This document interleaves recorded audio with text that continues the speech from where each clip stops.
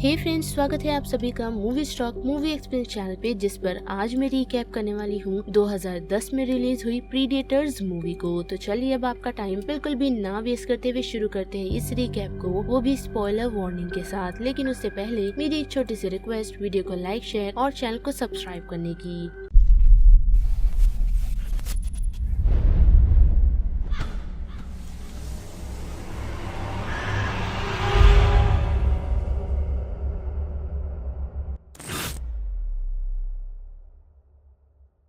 Film की शुरुआत हमें एक शख्स से दिखाई जाती है जिसका पैराशूट ओपन नहीं हो रहा, लेकिन जैसे ही वो जमीन के करीब पहुंचता है तो उसका पैराशूट ओपन हो जाता है, जिस कारण से उसे गिरने पर ज्यादा हार्म नहीं होता। लेकिन इतना ही नहीं, बल्कि हम उस शख्स जिसका नाम रॉस है उसके पास काफी सारे हथियार भी देख सकते हैं। और उसी दौरान जब वो उन सारी चीजों से संभल रहा होता है तो उसके पीछे एक और शख्स पैराशूट से लैंड करता है, जो उसे देख उस पर हमला करने की कोशिश करता है, लेकिन रॉस उसे रोक देता है, यही कहते हुए कि वो उसका दुश्मन नहीं है। और रॉस की वो बात सुन वो शख्स शांत हो जाता है। और उसी दौरान हम एक और शख्स को वहाँ पर पहुँचता हुआ देख सकते हैं जिसकी लैंडिंग प्रॉपर नहीं हुई, जिस कारण से उसकी मौत हो गई है। और उसे जब वो लोग चेक ही कर रहे होते हैं तो उसी दौरान उन पर कोई गन फायर कर देता है, जिससे बचकर वो दोनों एक पेड़ के पीछे छुप जाते हैं। लेकिन हम देख सकते हैं कि रॉस उस शख्स के पास चुपके से पहुंचकर उस पर बंदूक तान देता है, जिस कारण वो शख्स फायर करना बंद कर देता है। और उन्हें ये भी पता चलता है कि वो भी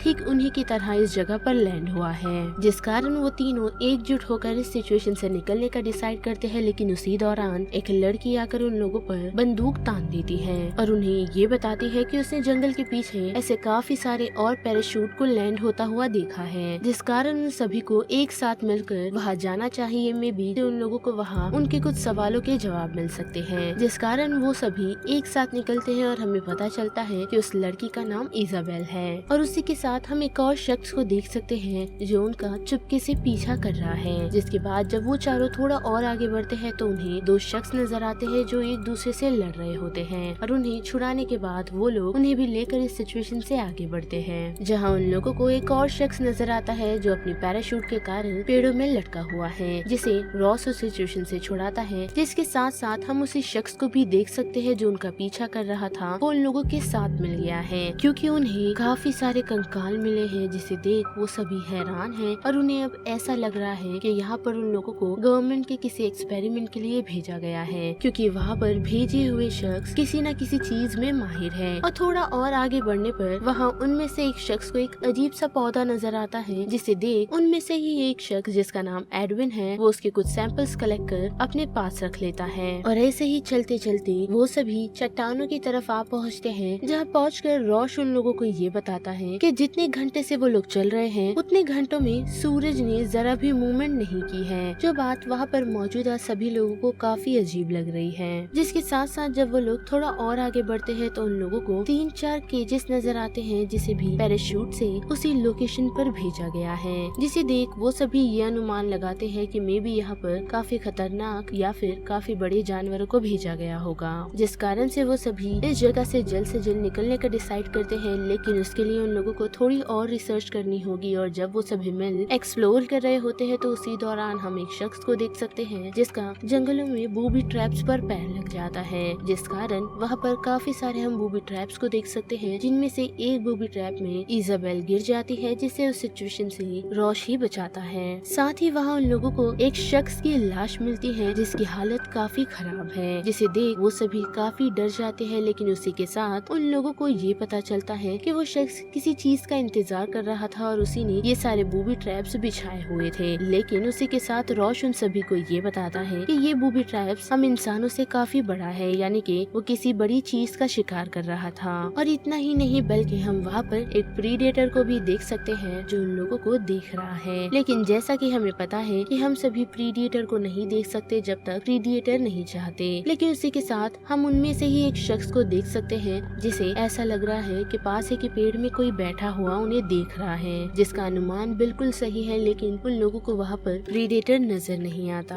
और उसके बाद वो सभी उन सारी बातों को इग्नोर कर आगे बढ़ना शुरू करते हैं और उन्हें खुला आसमान नजर आता है, जिसके साथ साथ हमें भी ये पता चलता है कि वो सभी अर्थ पर नहीं है, क्योंकि उन्हें आसमान में 2 सूरज नजर आते हैं और इस प्लेनेट का नाम यौड्जा प्राइम है, यानी कि ये प्रीडिएटर का होम प्लेनेट है, जो वहाँ पर आए हुए किसी भी लोगों को नहीं पता। जिसके बाद वो सभी ये प्लान करते हैं कि अब उन्हें उनके किडनैपर्स को ढूंढना चाहिए, जिसने उन लोगों को इस सिचुएशन में लाकर छोड़ा है, क्योंकि यहाँ लाने के लिए उन लोगों को शिप की जरूरत लगी होगी और ऐसा तो नहीं कि वो सभी इतनी जल्दी इस सिचुएशन से निकल गए होंगे। लेकिन जब वो सभी उस सिचुएशन से निकल ही रहे होते हैं तो उसी दौरान उस प्लेनेट का एक अजीब सा जानवर, जो दिखने में डॉग जैसा है लेकिन इसका नाम हेल हाउंड है, और वो वहाँ पर सभी लोगों पर अटैक करना शुरू करता है, जिससे बचने में सभी लोग एक दूसरे की मदद करते हैं। लेकिन उसी दौरान हम देख सकते हैं कि इजाबेल की गन लॉक हो जाती है, जिस कारण वो हेल हाउंड उसे मारने के लिए उसकी तरफ बढ़ रहा है, जिस कारण इजाबेल ये डिसाइड करती है कि वो उस क्रिएचर के हाथों मरने से अच्छा खुद ही को शूट कर ले। लेकिन हम देख सकते हैं कि हेल हाउंड उसे मारे उससे पहले ही उसे एक विसल की आवाज आती है, जिस कारण से वो इजाबेल को बगैर हार्म किए हुए उस सिचुएशन से चला जाता है। और वहाँ पर मौजूदा सभी लोगों को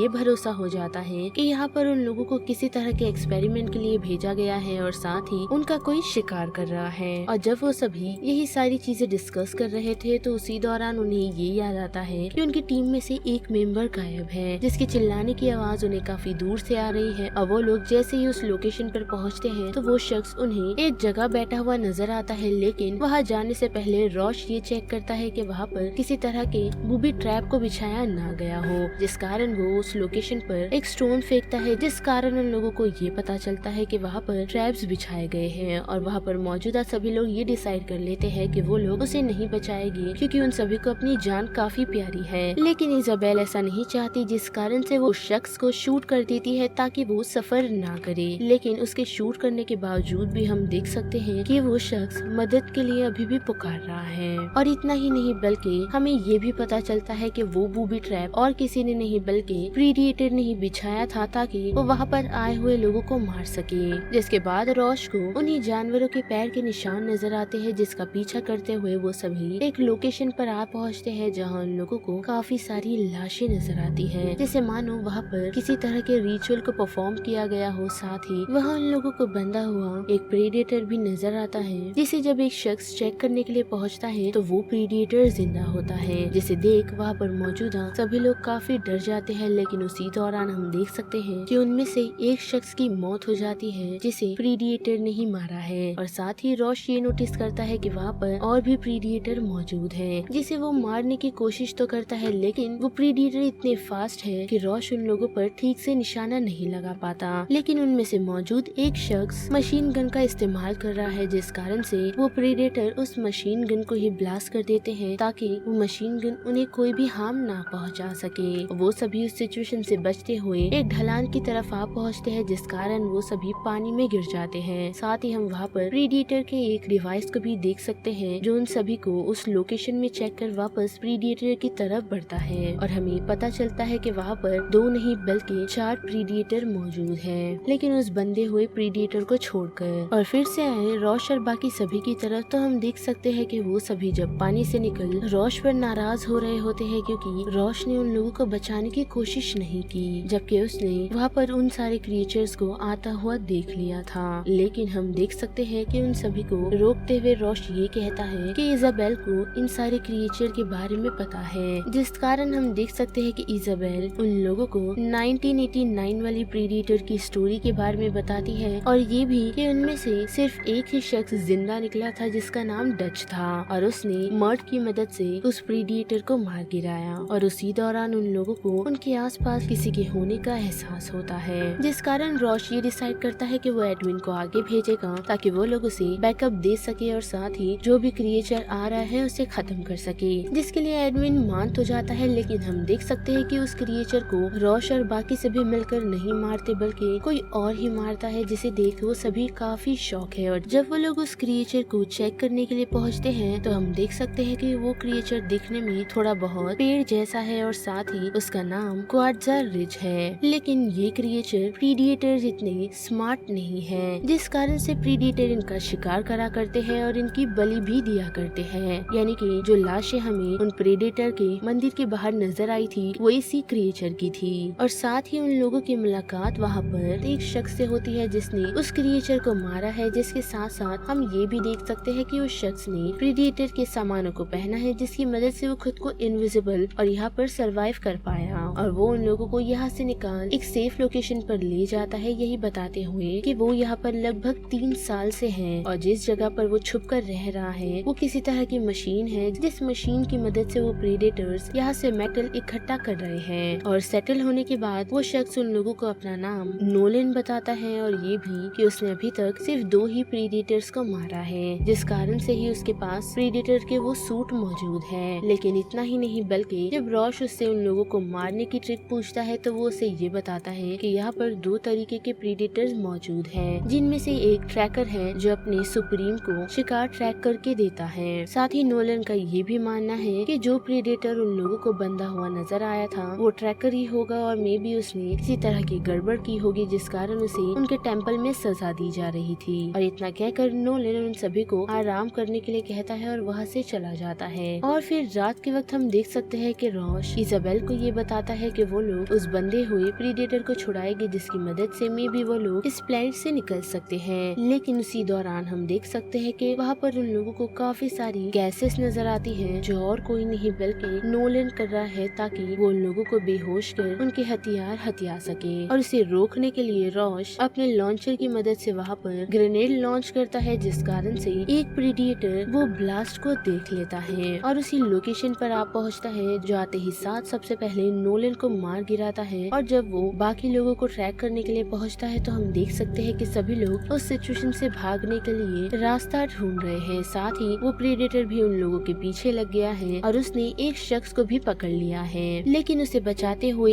एक और शख्स पहुंचता है जो प्रीडिएटर को शूट तो कर देता है, लेकिन प्रीडिएटर के हमले के कारण वो शख्स भी जख्मी हो गया है। और साथ ही उसने वहाँ पर मौजूदा शख्स को सिचुएशन से निकलने के लिए कहा है। और जब प्रीडिएटर उसे मारने के लिए उसी की तरफ बढ़ रहा होता है तो हम देख सकते हैं कि वो उसके पास मौजूदा ग्रेनेड को लॉन्च कर देता है और उस ब्लास्ट के कारण प्रीडिएटर के साथ साथ उस शख्स की भी मौत हो जाती है। और हम बाकी बचे हुए लोगों को देख सकते हैं जो एक गड्ढे से बाहर आ चुके हैं। साथ ही वहाँ पर एक प्रीडिएटर एक शख्स पर हमला कर देता है, जिस कारण वो शख्स भी उस प्रीडिएटर को मारने के लिए आगे बढ़ता है और बाकी सभी को उस सिचुएशन से भागने के लिए कहता है। लेकिन हम देख सकते हैं कि वो प्रीडिएटर उस शख्स को बड़ी ही आसानी से और बड़ी ही दर्दनाक मौत देकर बाकी लोगों का पीछा करने के लिए आगे बढ़ता है। और हम देख सकते हैं कि उनकी टीम में मौजूद एक शख्स को उस प्रीडिएटर के आने का एहसास हो जाता है, जिस कारण वो बाकी बचे हुए लोगों को आगे जाने के लिए कहता है और कटाना लेकर उस प्रीडिएटर का सामना करने के लिए खड़ा हो जाता है। जहां हम देख सकते हैं कि वो प्रीडिएटर फेयर फाइट करने के लिए तैयार है, लेकिन उस फाइट के दौरान वो प्रीडिएटर काफी घायल हो जाता है और साथ ही उस शख्स ने उस प्रीडिएटर को मार गिराया है। लेकिन हम देख सकते हैं कि वो शख्स भी सरवाइव नहीं कर पाता,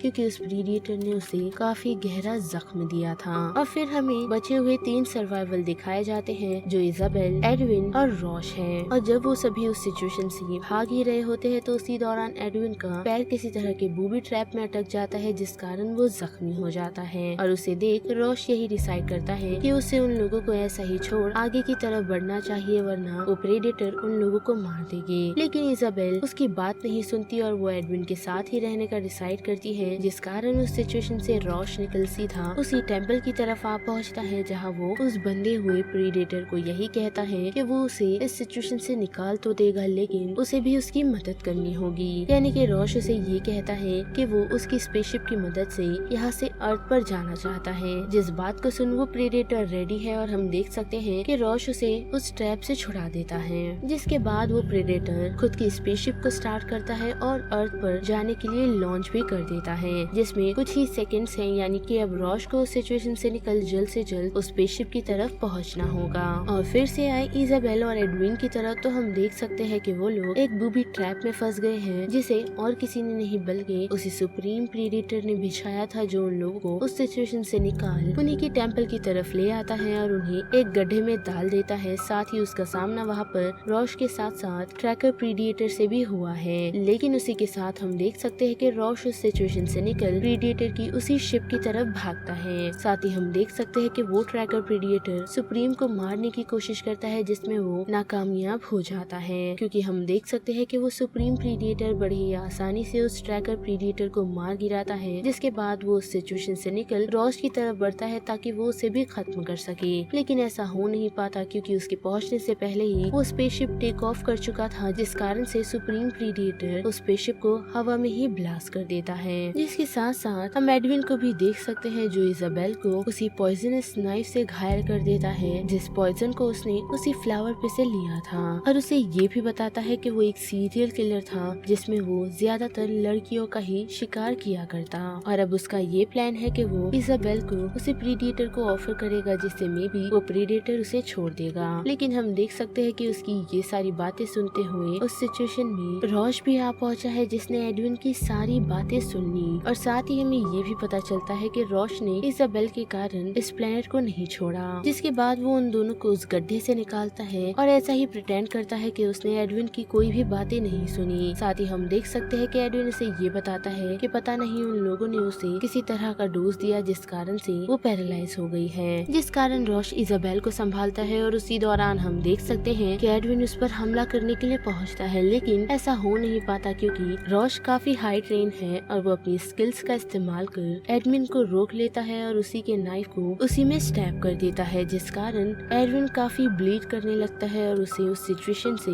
रॉश खींचकर उसी टेम्पल के बीचों बीच छोड़ देता है। जिसके बाद वो उस जगह पर ट्रैप्स लगाता है ताकि वो उस बचे हुए लास्ट प्रीडिएटर को खत्म कर सके, और हम देख सकते हैं कि वो प्रीडिएटर उसके जाल में फंस जाता है, जो एडविन को ट्रैक करते हुए उसकी तरफ तो बढ़ता है, लेकिन उसे पलटाने पर वो ये नोटिस करता है कि उसकी बॉडी पर ग्रेनेड्स लगे हुए हैं, जिस ग्रेनेड के ब्लास्ट होने के कारण वो प्रीडिएटर काफी दूर जाकर गिरता है। साथ ही हम रॉश को भी देख सकते हैं जो ठीक इजाबेल की बात सुन खुद की बॉडी पर कीचड़ लगाकर उस प्रीडिएटर के सामने खड़ा है, और वो उस पूरी जगह पर आग लगा देता है ताकि प्रीडिएटर उसे ट्रैक न कर पाए, जिस कारण से रॉश प्रीडिएटर पर काफी हमले तो करता है, लेकिन हम देख सकते हैं कि वो प्रीडिएटर इतना बेवकूफ नहीं है और वो रॉश की हार्ट बीट को सुनकर उस पर हमला करना शुरू करता है, जो नजारा देख इजाबेल काफी शॉक है। साथ ही वो खुद को संभालते हुए अपनी गन का इस्तेमाल करती है, जिसकी मदद से वो रॉश को बचाने में कामयाब होती है और उस प्रीडिएटर को घायल करने में। साथ ही हम देख सकते हैं कि उस प्रीडिएटर ने उसकी हैंड ब्लेड की मदद से इजाबेल को घायल कर दिया है, लेकिन हम देख सकते हैं कि उस मौके का फायदा उठाकर रॉश उस प्रीडिएटर का हाथ काटता है, जिसके बाद वो उस प्रीडिएटर का गला भी काट देता है, जिस कारण वो प्रीडिएटर अब खत्म हो चुका है। और वहाँ से निकल रॉश इजाबेल को संभालता है, और दूसरी सुबह वो लोग आसमान में देख सकते हैं कि काफी सारे और पैराशूट वहाँ पर लैंड हो रहे हैं, यानी कि ये मौत का खेल वापस शुरू होने वाला है। लेकिन हम देख सकते हैं कि रॉश को अभी ये पता है कि किस तरह इस प्लेनेट से निकला जा सकता है, जिसके लिए उसे एक प्रीडिएटर को मारना होगा और उसके हाथ में लगे हुए उसी डिवाइस की मदद से वो उनकी स्पेसशिप को इस्तेमाल कर इस प्लेनेट से निकल सकता है। और यहाँ पर प्रीडिएटर्स मूवी का ये पूरा रिकैप खत्म होता है, जिस बारे में आप सभी की क्या राय बनती है उसे लेकर आप मुझे कमेंट सेक्शन में बता सकते हो। साथ ही वीडियो आपको पसंद आया तो वीडियो को लाइक, शेयर और चैनल को सब्सक्राइब करना मत भूलिएगा। बाकी मैं मिलूंगी आपको फिर किसी मूवीज या सीरीज के रिकैप के साथ। तब तक के लिए आप movie stock movie explain channel के बाकी वीडियोस को एंजॉय कीजिए। Till then bye.